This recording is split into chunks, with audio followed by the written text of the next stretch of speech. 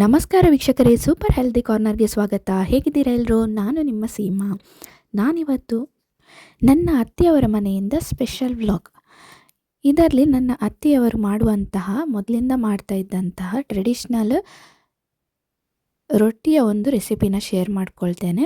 ಹಾಗೆ ಇಲ್ಲಿ ನೋಡಿ, ಎಷ್ಟು ದೊಡ್ಡ ಮುಗುಡು ಮೀನು. ಇದು ರಿವರ್ ಕ್ಯಾಟ್ ಫಿಶ್, ನಮ್ಮ ರಿಲೇಟಿವ್ಸಿಂದ ನಮಗೆ ಸಿಕ್ಕಿದ್ದು. ಇದನ್ನು ಇವಾಗ ಕ್ಲೀನ್ ಮಾಡ್ತೇವೆ.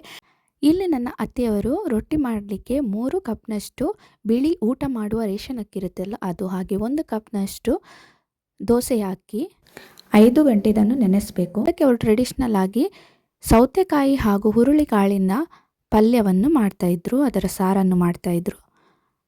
ಇದಕ್ಕೆ ಮಸಾಲ ಐಟಮ್ಸನ್ನು ನಾನು ಡಿಸ್ಕ್ರಿಪ್ಷನ್ ಬಾಕ್ಸಲ್ಲಿ ಕೊಟ್ಟಿರ್ತೇನೆ, ನೋಡ್ಕೊಳ್ಳಿ. ಈ ಹುರುಳಿಕಾಳು ಬೆಂದ ನಂತರ ಸ್ವಲ್ಪ ಒಂದು ಕುದಿ ಬಂದರೆ ಸಾಕು. ಸೌತೆಕಾಯನ್ನು ಇದಕ್ಕೆ ಹಾಕಿಬಿಡಬೇಕು. ನಂತರ ಮಿಕ್ಸಿ ತೊಳೆದ ಸ್ವಲ್ಪ ನೀರನ್ನು ಹಾಕಿ, ಹಾಗೆ ರುಚಿಗೆ ತಕ್ಕಷ್ಟು ಉಪ್ಪನ್ನು ಸೇರಿಸಿಕೊಂಡು ಇದನ್ನು ಕುದಿ ಬರಲಿಕ್ಕೆ ಬಿಡ್ತೇನೆ. ಚೆನ್ನಾಗಿ ಬೇಯಬೇಕು. ಹೆಚ್ಚಿಗೆ ನೀರು ಹಾಕಬೇಕಂತಿಲ್ಲ. ಈ ಸಾರೇನಿದೆ ದಪ್ಪ ಇದ್ರೇ ಚೆನ್ನಾಗಿರುತ್ತೆ. ನೋಡಿ, ಈ ರೀತಿ ಇದರಲ್ಲಿರುವ ಸ್ವಲ್ಪ ನೀರನ್ನು ತೆಗೆದು ತಟ್ಟೆಯನ್ನು ತೊಳೆದು ಆ ನೀರನ್ನು ಇದಕ್ಕೆ ಸೇರಿಸಿದರೆ ಸಾಕು. ಇವಾಗ ನನ್ನ ಅತ್ತಿಗೆಯವರು ನಾವು 5 ಗಂಟೆ ನೆನೆಸಿದಂತಹ ರೊಟ್ಟಿಯ ಅಕ್ಕಿಯನ್ನು ಕಡಿಯಲಿಕ್ಕೆ ಅಂತ ಗ್ರೈಂಡರಿಗೆ ಹಾಕ್ತಾ ಇದ್ದಾರೆ. ಅತ್ತೆಯವರು ಹೇಳಿದರು, ತುಂಬ ನುಣ್ಣಗಾಗಬಾರ್ದು, 3/4% ಗ್ರೈಂಡ್ ಆದರೆ ಸಾಕು, ಮತ್ತು ಹೆಚ್ಚಿಗೆ ನೀರು ಕೂಡ ಹಾಕಬಾರ್ದು, ಗಟ್ಟಿಯಾಗಿ ರುಬ್ಕೊಳ್ಬೇಕು. ಇವಾಗ ಈ ಪಲ್ಯ ಕೂಡ ಕುದಿ ಬಂದಿದೆ. ಟ್ರೆಡಿಷ್ನಲ್ ಆಗಿ ಇವರು ಇದೇ ಪಲ್ಯದಲ್ಲಿ ತಿಂತಾ ಇದ್ರಂತೆ, ಅದಕ್ಕೋಸ್ಕರ ಇವತ್ತು ಅದೇ ಪಲ್ಯವನ್ನು ಮಾಡ್ತಾ ಇದ್ದೇವೆ.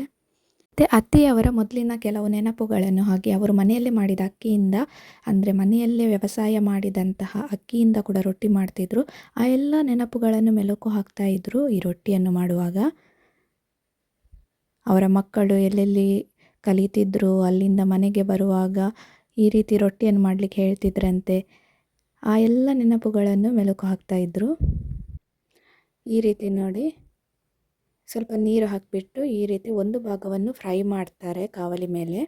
ನಂತರ ಒಂದು ಭಾಗ ಫ್ರೈ ಆದಾಗ ಆ ಕಾವಲಿಯಿಂದ ಆ ರೊಟ್ಟಿಯನ್ನು ತೆಗೆದುಬಿಟ್ಟು ಈ ರೀತಿ ತೆಗೆದು ಬಿಡಬೇಕು. ಮಣ್ಣಿನ ಕಾವಲಿಯಿಂದ ತೆಗಿಲಿಕ್ಕೆ ಸ್ವಲ್ಪ ಕಷ್ಟ, ಆದರೆ ಫ್ರೈ ಆದಾಗ ಅದು ತನ್ನಂತಾನಾಗೆ ಬಂದುಬಿಡುತ್ತೆ. ನೋಡಿ, ಈ ರೀತಿ ಒಲೆಯ ಬೆಂಕಿಗೆ ಇಡಬೇಕು ಇನ್ನೊಂದು ಭಾಗವನ್ನು ಫ್ರೈ ಮಾಡಲಿಕ್ಕೆ, ಮಗುಚಿ ಹಾಕಲಿಕ್ಕಿಲ್ಲ.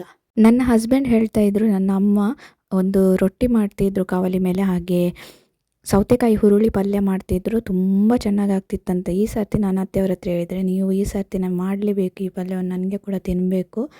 ಹಾಗಾಗಿ ಇವತ್ತು ಮಾಡಿದರು ಅತ್ತೆಯವರು. ಸೌತೆಕಾಯಿ ಪಲ್ಯ ಜೊತೆ ತಿನ್ನಲಿಕ್ಕಂತೂ ಈ ರೊಟ್ಟಿ ತುಂಬಾ ಚೆನ್ನಾಗಿತ್ತು. ಇಷ್ಟು ಅಕ್ಕಿಯನ್ನು ಹಾಕಿದ್ವಿ ನಾವು, ಅದರಲ್ಲಿ ನಮಗೆ 10 ರೊಟ್ಟಿಗಳಾಗಿತ್ತು. ತುಂಬಾ ಟೇಸ್ಟಿ ಆಯಿತು, ಎಲ್ಲರೂ ಎಂಜಾಯ್ ಮಾಡಿದ್ವಿ.